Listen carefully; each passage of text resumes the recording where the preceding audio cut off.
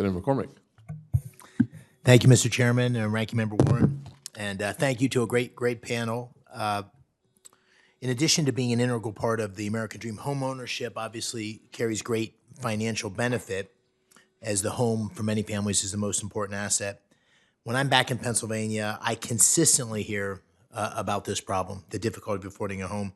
Across Pennsylvania, housing prices are up 11% over the last year, and major metro areas, in particular Philadelphia and Pittsburgh, rank near the bottom nationally of new home construction. So the American dream that we all want for everyone is slipping away because of this mismatch between supply and demand. So Mayor Johnson, good to see you. I know you're from my wife's hometown and a good friend of hers, and work closely with her.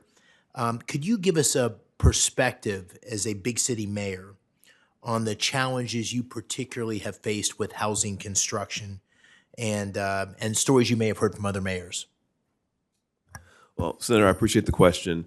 I think, so Dallas, the city of Dallas proper, which I'm the mayor of, is surrounded by several vibrant, what used to be bedroom communities, but are now relatively large, successful suburbs in their own right. And the metro area that we form together, we call the Metroplex or the DFW region, is soon to be the third largest metro area in the United States, and it's the fastest growing in the United States. It's 8 million people, and it's a very dynamic region with a lot of job growth, a lot of economic opportunity. I describe us as the buckle of the Sun Belt, and the Sun Belt is the fastest growing part of the United States population-wise and economically. And so there's no shortage of folks who want to do business in our neck of the woods, home building included, but they have choices to make in where they do that building. And one of my challenges as the mayor of Dallas is to make Dallas a more competitive place for them to do that vis-a-vis our surrounding communities. One of the most common things I hear from folks who are in that line of work about why not Dallas and why someplace else is the permitting process. Yep. And how cumbersome it can be to navigate that process. And so that is why I've been so focused on that while I've been mayor. But your question, I think, highlights something that I really want to emphasize for this committee, and I alluded to it before about how this has to come to Congress in my mind, and it has to be on y'all's minds if we're going to address it for your constituents, whoever those may be, is that this is a national competition for the same people, and the problem just moves around the country. Yeah. It just moves around. We benefit from being more affordable, so to speak, than California, but Oklahoma City benefits from being more affordable than Dallas, and just kind of keep pushing it around. We have to deal with it, I think, in a national manner, and for sure, I think the solution and the answer is to increase the amount of homes that are being built, and a big barrier to it is how long it takes to get the that's projects what we're done. hearing across the board. I'm going to move to Ms. Willis for a second. I want to talk about veterans homelessness.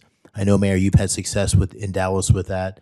I wondered if you could just comment on the collaboration you've seen between the VA and HUD on this, and what the national trends you're seeing on veterans homelessness.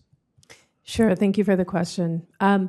I would say that, homelessness, there's documented studies in terms of with Housing First, with making sure that homeless veterans are housed. And so there's a study that at least the success rate is over 50%.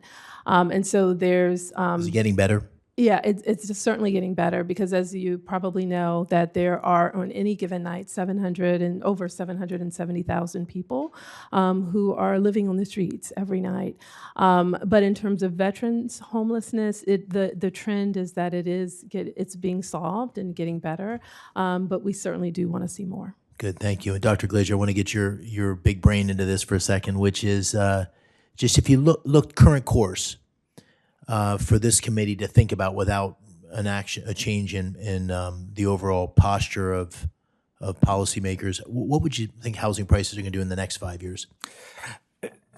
So I'm going to dodge that one, Senator. Just to be honest, because corrections are always possible, and I don't want to be on the record for the next 5. Let me say, if we do nothing, you should learn to hedge. I mean, yeah, we all know how to do that. Come on, give me a longer time horizon, Senator, and I see no reason why we're going to correct course in any way. Right, so give me 10 years, give me 15 years so we can get past whatever housing cycle might emerge in the next 5 years.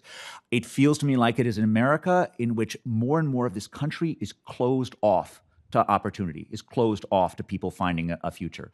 When I was a kid, I read this book called The Rise and Decline of Nations by Manker Olson. And it was a book about how stable societies get captured by insiders and make it impossible for outsiders to find a fortune. When I read this coming off of Reagan's America, that didn't feel like my America then.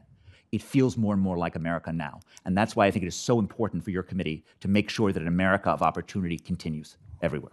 We'll end on Manker Olson. Thank you.